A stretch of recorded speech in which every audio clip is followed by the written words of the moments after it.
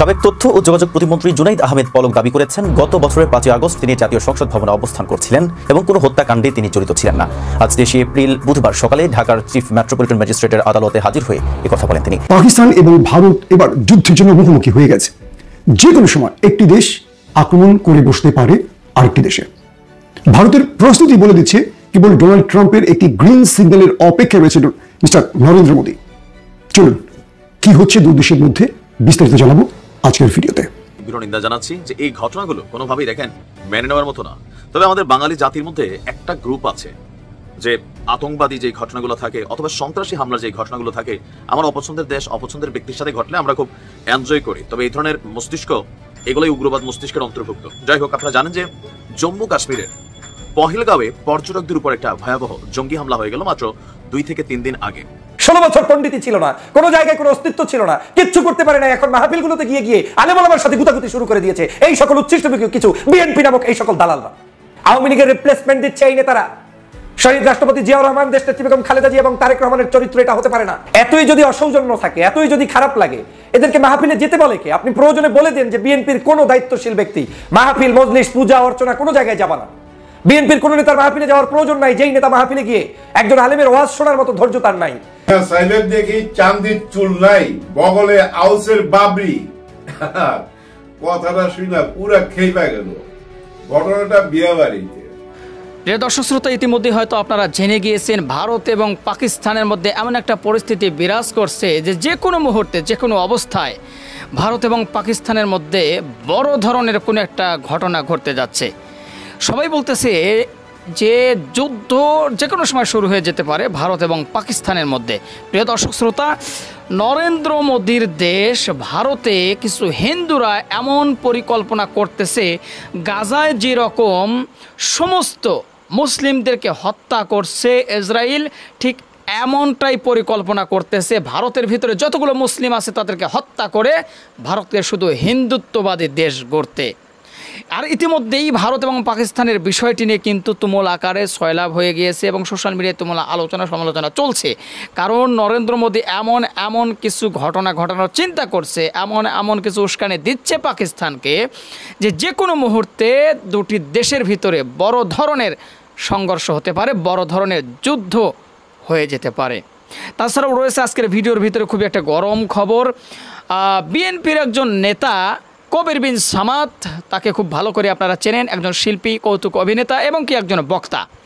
তো ইসলামিক বক্তা কবির বিন সামাদ একটা স্টেজে বসে মাহফিলে ওয়াজ করতেছিলেন। একটা বক্তব্যকে কেন্দ্র করে সরাসরি স্টেজের উপরেই সরাসরি কবির বিন সামাদকে মারমুখী হুমকি দিলেন বিএনপি নেতা এবং কি দেখে নেওয়ার হুমকি দিয়েছে এবং মারতে গিয়েছে।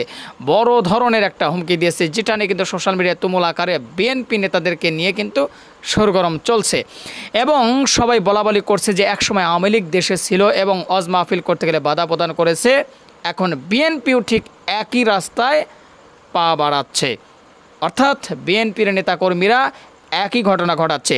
তো এইভাবে যদি বিএনপি চলতে থাকে, বিএনপিকে কোনো দিন ক্ষমতায় আনবো না, এরকম ঘটনা কিন্তু ভাই সোশ্যাল মিডিয়া তোলপাড় সৃষ্টি হয়েছে। তো যাই হোক প্রিয় দর্শক, আমি কথা বাড়াবো না। ভিডিওর শুরুতে যেহেতু ভিডিওগুলোর অংশবিশেষ দেখেছেন, তাছাড়াও রয়েছে কিন্তু আজকের এই ভিডিওর ভিতরে অনেক গুরুত্বপূর্ণ কয়েকটা ভিডিও। সবাইকে বলবো একটু ধৈর্য সহকারে ভিডিওটি দেখে যাবেন এবং মনোযোগ সহকারে সকল বিশ্লেষকের বিশ্লেষণগুলো শুনে যাবেন। তো চলুন তাহলে আর কথা না বাড়াই, একটা লাইক দিয়ে বিস্তারিত সবগুলো ভিডিওর আলোচনাগুলো শুনে আসি। পাকিস্তান এবং ভারত এবার যুদ্ধের জন্য মুখোমুখি হয়ে গেছে। যে কোনো সময় একটি দেশ আক্রমণ করে বসতে পারে আরেকটি দেশে। ভারতের প্রস্তুতি বলে দিচ্ছে কেবল ডোনাল্ড ট্রাম্পের একটি গ্রিন সিগন্যালের অপেক্ষায় রয়েছে মিস্টার নরেন্দ্র মোদী। চলুন কি হচ্ছে দুই দেশের মধ্যে বিস্তারিত জানাবো আজকের ভিডিওতে। প্রথমেই আপনারা জানেন যে ভারতের পহেলগাঁও অর্থাৎ কাশ্মীরের যে পহেলগাঁও একটি দর্শনার্থী স্থান, পর্যটক স্থান, সেখানে সন্ত্রাসী হামলার ঘটনা ঘটেছে এবং সেখানে প্রায় অর্ধশতের কাছাকাছি হতাহত হয়েছে। কিছু কিছু গণমাধ্যম বলছে 26 থেকে 30, কিছু গণমাধ্যম বলছে প্রায় 40-এর কাছাকাছি নিহত হয়েছে। এতে ভারতের যারা পহেলগাঁওতে কাশ্মীরের দর্শনার্থী ছিলেন তাদেরই অধিকাংশ প্রাণ হারিয়েছে। এই ঘটনার জন্য কাশ্মীর রেজিস্ট্যান্স তা স্বীকার করেছে। কাশ্মীর রেজিস্ট্যান্স আসলে কাদের? যেমন বাংলাদেশের বিগত আওয়ামী লীগ আমলে আমরা দেখেছি যে সন্ত্রাসী ঘটনা ঘটলে সরকার নিয়ন্ত্রিত কিছু গোষ্ঠী তা স্বীকার করত এবং পুলিশ, র্যাব সহ বিভিন্ন আইন শৃঙ্খলা বাহিনী তাদের উপর চড়া হতো। তাদের উপর বিরোধী দলের উপর, অর্থাৎ বিরোধী দলকে শায়েস্তা করার জন্য পরিকল্পিত এই ঘটনাগুলো ঘটাতো শেখ হাসিনা সরকার। তো সেই প্রেসক্রিপশনগুলো শেখ হাসিনা সরকারকে কে দিয়েছিল? প্রতিবেশী একটি দেশের গোয়েন্দা সংস্থা। এবার সেই প্রতিবেশী দেশেই এই ঘটনা ঘটলে প্রত্যেকের নজর আসবে সেখানেই এই ঘটনা আসলে কারা ঘটিয়েছে। যেখানে রয়ের মতো একটি ইন্টেলিজেন্স রয়েছে, যারা নিজেরা এই কাজ অন্য দেশে করে, তারা নিজের দেশে এই কাজ না করে থাকবে। খুলে বলি আপনাদের একটু বোঝাবার জন্য। ইতিমধ্যে ভারত অফিসিয়ালি পাকিস্তানের পানি বন্ধ করতে যাচ্ছে, অর্থাৎ ভারতের ওপর দিয়ে যে নদী বা সাগরের পানি পাকিস্তানে পৌঁছায় কৃষিকাজের জন্য বা ব্যবহারের জন্য, সেখানে ভারতের বাঁধ রয়েছে এবং সেই বাঁধগুলো অফিসিয়ালি ভারত বন্ধ করে দেবে, অর্থাৎ পাকিস্তানকে পানিতে মারার পরিকল্পনা। এটি আন্তর্জাতিক নদী যে আইনগুলো আছে বা আন্তর্জাতিক জলরাশির যে আইন আছে পানি বন্টনের পুরোপুরি লঙ্ঘন, এবং এই লঙ্ঘনটি দু দেশকে যুদ্ধে পৌঁছে দিতে পারে। কারণ পাকিস্তানকে যখন পানি দেওয়া বন্ধ করবে ভারত, অটোমেটিক পাকিস্তান এটার বিরুদ্ধে দাঁড়াবে। তখন পাকিস্তান এর জবাব দেবে কি দিয়ে? মিসাইল দিয়ে অথবা যুদ্ধ বিমান দিয়ে। 1, 2 নম্বর, ভারতের গণমাধ্যমগুলো এই মুহূর্তে জোরে সোরে প্রচার করছে এই ঘটনার জন্য দায়ীকে পাকিস্তান। তথ্য নেই, প্রমাণ নেই, কোনো ব্যক্তিকে শনাক্ত করা নেই, কারা আক্রমণ করেছে কোনো তথ্য নেই গণমাধ্যমে, কিন্তু সরাসরি দায়ী করা হচ্ছে পাকিস্তানকে। পাকিস্তানের প্রতিরক্ষা মন্ত্রী স্পষ্ট করে বলেছেন এই ঘটনায় পাকিস্তানের কোনো হাত নেই। প্রশ্ন হলো, কোয়েটাতে পাকিস্তানের যে রেল ট্রেনকে ছিনতাই করলো এবং পাকিস্তান তথ্য প্রমাণ সহ বললো এখানে ভারতের গোয়েন্দা সংস্থার হাত রয়েছে, তাহলে ভারত এর জবাবটা যুদ্ধ ছিল কিনা? ভারতের বিরুদ্ধে পাকিস্তানের জবাব কি যুদ্ধ ছিল? পাকিস্তান কিন্তু চুপ থেকেছে। তারা নিজেদের নিরাপত্তা বাহিনীর মাধ্যমে যাত্রীদের বা তাদের সামরিক অফিসারদের সেই ট্রেনে থাকা তাদের উদ্ধার করেছে। কিন্তু ভারতের মধ্যে যে ঘটনাটি ঘটলো, কয়েকটি সিগনিফিকেন্ট ঘটনা থেকে বুঝবেন এই ঘটনার নেপথ্যে কারা। প্রথম, কাশ্মীর রেজিস্ট্যান্স এই ঘটনা দায় স্বীকার করেছে। কাশ্মীর রেজিস্ট্যান্স আসলে কারা? বলা হচ্ছে লস্করে তৈয়বার একটি ছায়া সংগঠন। আদৌ কি তাই? 1, 2 নম্বর, যখন পহেলগাঁওতে এই আক্রমণের ঘটনা ঘটে সব জায়গায় নিরাপত্তা বাহিনী, সেনাবাহিনী, পুলিশ ছিল, কিন্তু যে অঞ্চলটিতে এই হামলার ঘটনা ঘটে সেখানে প্রায় 2 থেকে 2,500 পর্যটক ছিল, কিন্তু একজন নিরাপত্তা বাহিনীর সদস্য সেখানে ছিল না। কেন? অর্থাৎ আক্রমণের আগ দিয়ে সেখান থেকে সকল নিরাপত্তা সদস্য চলে গেছে কেন? এই উত্তরটি যখন আপনি খুঁজবেন বুঝবেন এটা নেপথ্যে কারা আছে। ভারত এগুলোর কোনো জবাব দিচ্ছে না। ভারত বলছে এটা পাকিস্তান করেছে, তথ্য প্রমাণবিহীন বলছে যে ভারতের মধ্যে 7 সিস্টার রয়েছে, যে ভারতের ভেতরে বিভিন্ন রাজ্য স্বাধীনতা চাইছে, যে ভারতের ভেতরে একের পর এক ক্ষোভ তৈরি হচ্ছে বিজেপির বিরুদ্ধে বা নরেন্দ্র মোদী সরকারের বিরুদ্ধে। সেই ভারতে অন্য দেশ এসে আক্রমণের কি প্রয়োজন আছে? খাজা আসিফ পাকিস্তানের প্রতিরক্ষা মন্ত্রী বলছেন এর সাথে পাকিস্তান জড়িত নয়, এটি ভারতের ভেতরে যারা বিক্ষুব্ধ, যারা এই সরকারের বিরুদ্ধে বিক্ষুব্ধ, তারা এই ঘটনা ঘটিয়েছে। কিন্তু ভারত এটার জবাব দিচ্ছে না। ভারত বলছে এটা পাকিস্তান করেছে সরাসরি। ভারত কিভাবে এই ন্যারেটিভকে তৈরি করছে দেখেন। প্রথমেই ভারতের কয়েক হাজার গণমাধ্যম আছে, কয়েক হাজার, এরা একযোগে সরকারের একটি ন্যারেটিভকে প্রচার করে। ধরেন এই ঘটনা পাকিস্তান ঘটিয়েছে, এই কারণ, এই ব্যক্তিরা, এই ব্যক্তিদের কোনো সিসিটিভি ফুটেজ নেই, কিচ্ছু নেই, কিন্তু বলে দিচ্ছে এই ব্যক্তি করেছে। তো এই ন্যারেটিভটি গণমাধ্যমকে ভারত বা ভারতের ইন্টেলিজেন্স দিয়ে দিচ্ছে। তারপর সকল টেলিভিশন, গণমাধ্যম একযোগে সেটা প্রচার করে। এরপর জনগণের একটা মাইন্ডসেট তৈরি করে যে এই ঘটনা পাকিস্তান ঘটিয়েছে, এটা জনগণের কাছে বিশ্বাসযোগ্য করে। তারপর সরকার মাঠে নামে। তারা প্রথমে পানি বন্ধ করলো, এরপর 2 দেশের এমবিসি বন্ধ হয়ে গেছে। পাকিস্তান যে ভিসাগুলো ইস্যু করেছে সব বাতিল করে দিয়েছে ইন্ডিয়া। তারপর নরেন্দ্র মোদী ডোনাল্ড ট্রাম্পের একটা সিগন্যালের অপেক্ষায় আছে। নরেন্দ্র মোদীকে ডোনাল্ড ট্রাম্প বলেছে আমরা চীনকে সাহায্য করতে চাই, তোমাকে সাহায্য করতে হবে। নরেন্দ্র মোদী বলছেন ওকে আমি আপনাকে সাহায্য করবো, তবে আমার একটা শর্ত আছে। শর্তটা হলো আমরা পাকিস্তানকে সাহায্য করতে চাই, সেক্ষেত্রে আপনাকে সহযোগিতা করতে হবে। এক কথায় নরেন্দ্র মোদীর আমেরিকার সফরে এই বিষয়ে চূড়ান্ত সিদ্ধান্ত হয়ে এসছে কীভাবে যুদ্ধটা শুরু হবে।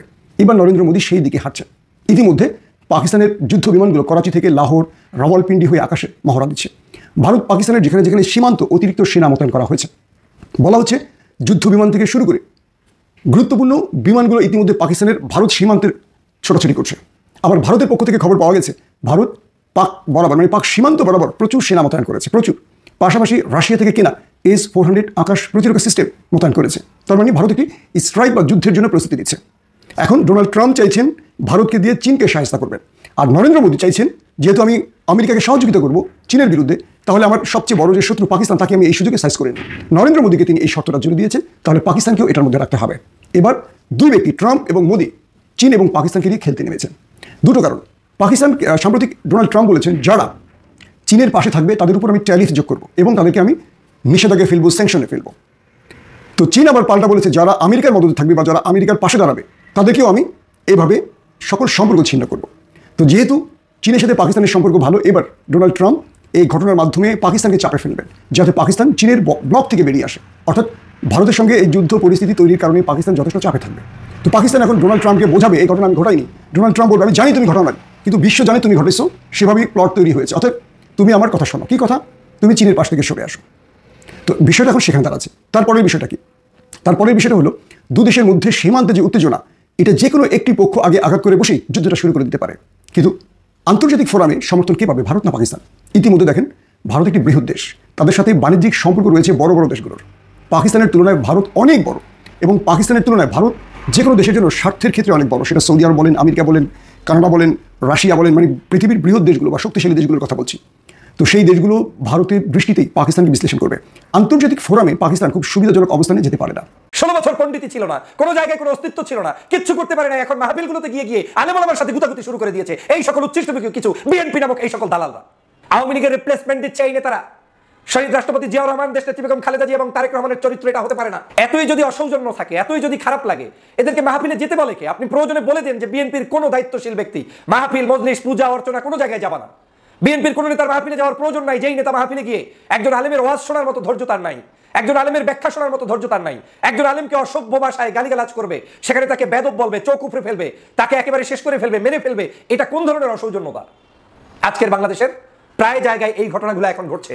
কবির বিন সামাদ বাংলাদেশের আলোচিত একজন শিল্পী, একজন লেখক, একজন ইসলামিক ওয়াইজিন, এবং তিনি ইসলামিক কন্টেন্ট ক্রিয়েট করে বিভিন্ন জায়গায় আলোচনার জন্ম দিয়েছেন। বাংলাদেশের তরুণদের কাছে একজন জনপ্রিয় ব্যক্তিতে রূপান্তরিত হয়েছেন। সেই কবির বিন সামাদের একটি মাহফিলে সাতক্ষীরার জেলার বিএনপির সাবেক আহ্বায়ক জনাব আব্দুর রৌফ সাহেব যে অকথ্য ভাষায় গালিগালাজ করেছেন এবং একটি প্রশ্ন করাকে কেন্দ্র করে সেখানে যে অসৌজন্যতা তার উপরে দেখিয়েছেন এবং মাহফিলের পরিবেশ নষ্ট করেছেন, সেটার আমি তীব্র নিন্দা জানাই।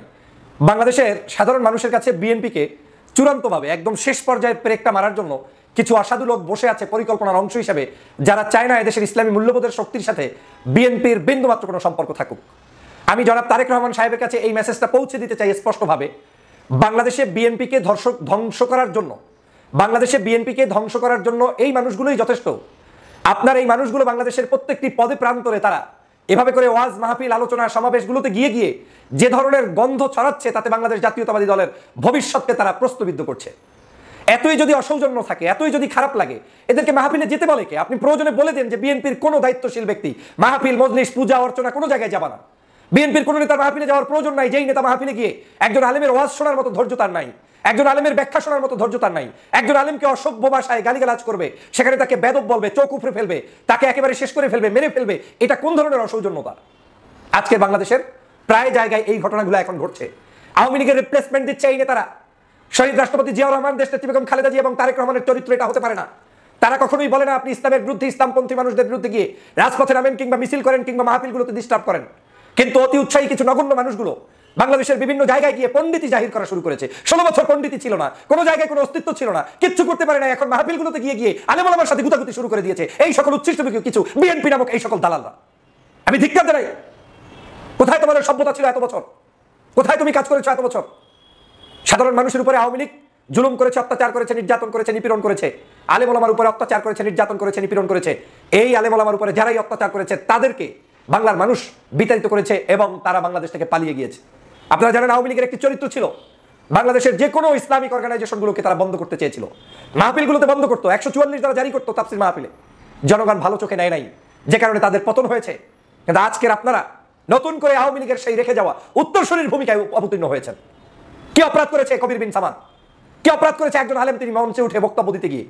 আপনি তো একটা গানের মঞ্চে গিয়ে গানের কোনো প্রতিবাদ করেন না, সেখানে গিয়ে তো কলি ছন্দ পতন হচ্ছে কিনা আপনি সেটা নিয়ে তাহাকিক করেন না। আপনি মাহফিলের মধ্যে গেলে আপনার এত চুলকায় কেন, এত গাখাউস কেন আপনাদের? একজন আলেম ওয়াজ নসিহত যেভাবে করছে আপনি শুনে চলে আসবেন, ভালো না লাগলে আপনি প্রত্যাখ্যান করবেন। আপনার সব এলেমগিরি জাহির করতে যান এই মাহফিলগুলোতে, তাফসীর মাহফিলে ঢুকে ঢুকে আপনি নতুন নতুন এলেম দেখাচ্ছেন। কি এলেম আছে আপনার? একজন আলেমের কাছে প্রশ্ন করার ভদ্রতাও যদি না জানেন, তাহলে আপনি কিসের রাজনীতি করছেন? আবার নাকি চেয়ারম্যান, আবার নাকি এমপি, আবার নাকি মন্ত্রী, এই নামে নামে এক একজন এলাকার বহুত বড় বড় ভাব দেখান। মনে করেন যে গ্রামের মুসল্লিরা আপনাদের সামনে জিম্মি। আসলেই জিম্মি। কিছু সন্ত্রাস, কিছু চাঁদাবাজ, কিছু লুটেরা, কিছু দুষ্ট, কিছু অসভ্যদের কারণে আজকের বাংলাদেশের সমগ্র প্রান্তে পদে প্রান্তে মানুষগুলোর অশান্তি তৈরি হচ্ছে। আমি স্পষ্ট ভাষায় বিএনপির পক্ষ থেকে দিক নির্দেশনা চাই এই সকল মানুষদের প্রতি। হয় তারা মাহফিলে যাবে, চুপ করে বসে থাকবে, না হয় তারা মাহফিলে যাওয়ার প্রয়োজন নেই। মাহফিলে গিয়ে যদি সন্ত্রাসী করে, মাহফিলে যদি চৌক উপড়ে ফেলে, মাহফিলে গিয়ে যদি বক্তাকে বেদব বলে, ওই রকম বিএনপি নামক কর্মীকে তো মাহফিলে যাওয়া থেকে বন্ধ করে দেওয়া উচিত। এই একই কাজ আওয়ামী লীগ করে পতন হয়েছে, এই একই কাজ আওয়ামী লীগ করে ধ্বংস হয়ে গিয়েছে, সেই কাজটি আপনারা আবার শুরু করে দিয়েছেন। আমি ধিক্কার জানাই, নিন্দনীয় কাজ করেছেন। এই একই কাজ এই গত দুদিন আগে আমার এলাকায়ও শুনলাম, একটি তাফসির মাহফিল, প্রায় মানে 50 বছরের উপর থেকে পরিচালিত একটি মাহফিল নিজেরা কামড়াকামড়ি করে বন্ধ করে রেখেছিল। জানি না এখন চালু হয়েছে কিনা। এটা কোনো ধরনের ভালো কাজ নয়। এটা ইঙ্গিত বহন করে দৌলিয়াত্বের, এটা ইঙ্গিত বহন করে পতনের, এটা ইঙ্গিত বহন করে ভবিষ্যৎ অন্ধকারের। আর এই কাজগুলোর সমালোচনা তারাই করবে না যারা আজকের লুটেরা, সন্ত্রাস কিংবা চাঁদাবাজ। আর তারাই আপনারা এই দোষগুলো ধরিয়ে দিবে যারা দেশপ্রেমিক এবং ধর্মপ্রেমিক এবং মানুষের সিমটম বুঝে, মানুষের পালস বুঝে, তারাই আপনাকে ধরিয়ে দেবে। আপনার স্পষ্ট নির্দেশনা দিয়ে দিন। কত বড় দুঃসাহস একজন আলেম সে যেই হোক, এলেমের পার্থক্য থাকতে পারে, আমলের পার্থক্য থাকতে পারে, বয়সে ছোট বড় থাকতে পারে, কিন্তু একজন ওয়াইজিন, আমার বাড়ির মেহমান, তাকে আপনি প্রশ্ন করবেন, আবার প্রশ্নের উত্তর সঠিক মতো না পেলে, মন মতো না হলে আপনি সেখানেই করবেন। চেহারার মধ্যেই তো মনে হয় যেন আপনার মধ্যে বিন্দুমাত্র ইসলামের প্রতি দরদ নাই। এই আব্দুর রবকে বহিষ্কার তো করবেনি, কিন্তু এই আব্দুর রব তো ছোট্ট একটা চিনিপুটি, এটা তো কিচ্ছু না, এটা তো নাথিং। বিএনপির এটা তো একেবারে পার্ট, একেবারে স্মল, এটা মেম্বারের যোগ্যতা নাই। কিন্তু এই আব্দুর রবকে বলছি না, আমি বলছি বাংলাদেশের প্রত্যেকটি জায়গায়, শুধু রব নয়, আরো যারা বড় বড় মহারথী রয়েছে, যারা সকাল সন্ধ্যা ধর্মের বিরুদ্ধে, ইসলামের বিরুদ্ধে, আলেম ওলামার বিরুদ্ধে বিষদগার গায়, ওই সকল দুষ্টগুলোকে মুখ বন্ধ করেন, না হয় বহিষ্কার করেন, না হয় ওদের কাছ থেকে দলকে রক্ষা করেন। এরা আপনার দলের বিন্দুমাত্র উপকার করবে না। মনে মনে ভাববেন না যারা আজহারের বিরোধিতা করছে তারা আপনার দলকে ভালোবাসছে, না, দলটাকে একেবারে গোয়ার ভিতরে, আপনার একেবারে গর্তের ভিতরে ঢুকিয়ে দিচ্ছে। আর যারা মনে মনে ভাববেন না যে অমুক মুক্তিযোদ্ধা টাইটেল লাগিয়ে, হ্যাঁ, ফজলুর রহমানের মতো একজন নেতা বিশাল মনে হয় যেন আওয়ামী লীগ করে আসছে, দলে এত নেতা শর্ট পড়েছে যে আওয়ামী লীগ থেকে ধার করা নেতার দিয়ে তারপরে ধর্মবিরোধী কথা বলাতে হবে। এই সকল লোকগুলো আজকের বাংলাদেশের বিভাজন তৈরি করছে, আজকের সকাল সন্ধ্যা প্রতিনিয়ত ধর্মভিত্তিক কাজগুলোর বিরোধিতা করছে। এই সকল হারুন পাপিয়া দিয়া এই দল টিকবে না। এই দল যদি এই সব মানুষ দিয়ে টিকাতে চান, মাহফিল মজলিসগুলোর উপর আক্রমণ করে যদি টিকাতে চান, তাহলে সেটা যে কয়দিনের জন্য টিকবে, তারপরে দেখবেন যে সেই অবস্থাটা কোথায় গিয়ে দাঁড়ায়, শেখ হাসিনার পথেই হাঁটতে হবে। আসসালামু আলাইকুম। 5ই আগস্ট ঘিরে যে ঘটনাগুলো ঘটেছিল, এগুলো শুনতে সবারই মন চাচ্ছে। যেমন গেল 2 থেকে 3 দিন আগে দ্য ব্লুটুথ বয় মাংস কমাও মাসুদ ওরফে হান্নান মাসুদ, সে যখন বলছিল যে 1 আগস্ট ডক্টর মোহাম্মদ ইউনূসের সাথে আলোচনা হয়েছে, একটা ভাইব আমরা দেখলাম। এবার গতকালকে পলক ভাই, দ্য ব্লুটুথ ইন্টারনেট বয় পলক ভাই, দেখেন মানুষটা কিন্তু খারাপ না, কিন্তু সরকারের এমন একটা দায়িত্ব তিনি পালন করছিলেন, ওই মুহূর্তে মিছা কথা কওয়া ছাড়া আদৌ কি গতি ছিল না। এটা বাংলাদেশের রাজনৈতিক কালচারের মধ্যে সীমাবদ্ধ, বাট আমরা আশা করছি ভিন্নতা। যাই হোক, 5ই আগস্ট জুনায়েদ আহমেদ পলক কোথায় ছিলেন, কিভাবে তিনি গ্রেপ্তার হলেন, কিভাবে তার মানে ইতিহাস আদপান্ত সেই 5ই আগস্টের দিন যখন আমরা দেখছিলাম সংসদ ভবনের বাহিরে, হয়তো আপনিও সেলফি তুলছিলেন, নাচানাচি করতেছিলেন, ডিজে পার্টি দিচ্ছিলেন, আর কই গেলি রে স্বৈরাচার, এরকম শব্দরব্দ দিচ্ছিলেন। মজার বিষয় হচ্ছে স্বৈরাচার ওই দিন অনেকেই এই সংসদ ভবনের মধ্যে লুকায়িত ছিলেন। কথা বলছি 5ই আগস্ট আমাদের ইতিহাসে যে ভিন্ন ঘটনা ঘটলো, ওই দিন সকাল থেকে রাত 2:30 পর্যন্ত মৃত্যুকে খুব কাছ থেকে গর্জন করতে শুনেছে, উচ্ছ্বাস করতে শুনেছে বাংকারের মধ্যে আবদ্ধ থাকা আমাদের স্পিকার শিরিন শারমিন চৌধুরী এবং কি জুনায়েদ আহমেদ পলক সহ 12 জন। দর্শক, এই যে সংসদ ভবনটা, এটা আমি আপনি বাহির থেকে যা দেখি, ভেতরে এটা ওয়ান কাইন্ড অফ একটা দুর্গ। আর এটার যে রহস্যগুলো আছে, এটার সাথে কানেক্টেড, নিরাপত্তায় রক্ষিত কানেক্টেড ব্যক্তিবর্গরা ছাড়া একজন সংসদ সদস্য এটার ভেতরের রহস্যগুলো আমার মনে হয় না খুব বেশি জানে। গতকালকে ঢাকার মেট্রোপলিটন ম্যাজিস্ট্রেট যে আদালত চলছিল, সেখানে তিনি এক পর্যায়ে বলছিলেন যে আমার বিরুদ্ধে মিথ্যা অভিযোগ আনা হয়েছে। আর ওনার বক্তব্য যে ওই ঘটনার দিন সকাল থেকে রাত 2:30 পর্যন্ত সংসদের বিশেষ একটা বাংকার কক্ষে তাদেরকে সেখানে দায়িত্বরত একজন অফিসার, মানে এই সংসদের নিরাপত্তা বা বিভিন্ন জিনিস যারা দেখভাল করেন, যখন বাইরের জনগণ চলে আসছে সকালবেলা থেকে, তো ঢাকামুখী একটা লং মার্চ শুরু হয়ে গেল, অনেকে বিভিন্ন জায়গায় আটক হয়ে গিয়েছিলেন। তো যখন দুপুরের পর থেকে মানে শেখ হাসিনা পালিয়ে গেছে এই খবরটা যখন মার্কেটে আসলো, উত্তাল জনতার স্রোত যখন সংসদ ভবনের দিকে যাচ্ছিল, জুনায়েদ আহমেদ পলক তা সংসদের ভেতর থেকে অবলোকন করছিলেন, মানে দেখতেছিলেন যে ভাই এবার কি হবে। ওই যে কথা আছে না যে রাখে আল্লাহ মারেকে, ওই দিন যদি ঠিকই পলক ভাই সহ বাকিদেরকে পাইতো, আমার মনে হয় না যে কেউ জিন্দা ওই উত্তাল স্রোতের মধ্য থেকে ফিরে আসতো। পরবর্তী সময়ে তাদেরকে নিরাপত্তার কথা চিন্তা করে সংসদের ভিতরে, মানে সংসদের বিশাল ভবনটার মধ্যে কয়েকটা স্টেপ আছে, স্তর আছে। আমরা যেখানে সংসদের অধিবেশন দিকে, এটা হচ্ছে একটা বিশেষ কক্ষ, এর বাহিরেও সেখানে বেশ কিছু কক্ষ আছে। তো কিছু কক্ষ আছে এমনি দেখা যায়, আর কিছু আছে এগুলোর ভিতরে আবার আরেক কক্ষ আছে। যে কোনো সময় প্রধানমন্ত্রী, প্রেসিডেন্ট এবং কি সংসদ সদস্যদের নিরাপত্তার বিষয়টাকে মাথায় রেখে এটাকে ওইভাবে ডিজাইন করা হয়েছে। আর আমার মনে হয় গত 53 বছরে যে ডিজাইনটা করা হয়েছিল, বাংকার আরো ব্লা ভিতরে কি আছে আমরা জানি না, এটাই প্রথম কাজে লাগছে জুনায়েদ আহমেদ পলক, শিরিন সুলতানা সহ আরো অনেকের জন্য। তো একটা পর্যায়ে তারা যখন জনগণ সংসদের ভিতরে ঢুকে গেল, তারা তাদের আওয়াজ শুনতে পাচ্ছিলেন, বাট উত্তাল জনতা কেউ সংসদের ভিতরে ঢুকা স্পিকারের মাইক টানাটানি করতেছিলেন, কেউ আবার চেয়ারের মধ্যে বসতেছিলেন এমপি মন্ত্রী হওয়ার ভঙ্গিতে, এখান থেকে ওইটা নিয়ে যাচ্ছিলেন, এখান থেকে ভাঙচুর হচ্ছিল, অনেক কিছু হয়েছে কিন্তু ওই দিন। কিন্তু অলৌকিকভাবে তারা বাইচা গেছেন কেন? এই যে বাংকার আছে, কোথায় আছে, কত তালায় আছে, এটা আসলে বাহির থেকে বোঝার উপায় নাই, বা যখন আমরা নিউজ পেপার দেখছি সেটা কিন্তু বলা হয় নাই। তো পলক ভাইয়ের বক্তব্য হচ্ছে যে তিনি সহ 12 জন সংসদ ভবনের ভেতরে বাংকারে লুকিয়েছিলেন। পরে যখন পরিস্থিতি গভীর রাতে কিছুটা শান্ত হয় তখন আমাদের সেনাবাহিনী তাদেরকে উদ্ধার করে নিয়ে যায়। এর কয়েকদিন পরেই সম্ভবত আমরা দেখলাম যে 15ই আগস্ট তাকে গ্রেপ্তার করা হয়। এরপর থেকে তার বিরুদ্ধে বিভিন্ন মামলা সামনে আসছে, আর অলরেডি এই মামলাগুলো নিয়ে চলমান। তো পলকের বিভিন্ন বক্তব্য গণমাধ্যমে আসছে, তিনি বিভিন্ন জায়গায় দাবিও করেছেন যে শেখ হাসিনার নির্দেশে তিনি অনেক কিছু করেছেন, আবার কেউ কেউ বলছেন যে তিনি কান্নাকাটি করছিলেন, অন্যদের কথা শুনতেন না। তো এই কথাগুলো আসলে আমরা মিডিয়ার বরাতে শুনি, কারণ আদৌ জুনায়েদ আহমেদ পলক কি বলছেন, কখনো আবার পরিস্থিতি ভিন্ন হলে তখন আমরা হয়তো বা ভিন্ন কথাও শুনতে পারি। প্রিয় দর্শক শ্রোতা, আশা করি সবগুলো ভিডিও দেখেছেন এবং বিস্তারিত আলোচনাগুলো শুনেছেন। তো অবশ্যই এবার আপনাদের মূল্যবান মতামতটা ভিডিওর কমেন্ট বক্সে জানিয়ে দিন। আর হ্যাঁ, পারলে ভিডিওটি শেয়ার করে সবাই দেখার সুযোগ করে দিন। আর আমাদের এই channel Nasir snack media centre যদি আপনারা নতুন হন, প্রতিনিয়ত এ ধরনের সকল প্রকার নিত্য নতুন আপডেট খবরগুলো পেতে আমাদের এই চ্যানেলটি সাবস্ক্রাইব করে আমাদের সাথে থাকুন। ইতিমধ্যে যারা অলরেডি সাবস্ক্রাইব করে দিয়েছেন সবাইকে অসংখ্য ধন্যবাদ জানিয়ে ভিডিওটি শেষ করছি। সে পর্যন্ত সবাই ভালো থাকবেন, সুস্থ থাকবেন। আল্লাহ হাফেজ।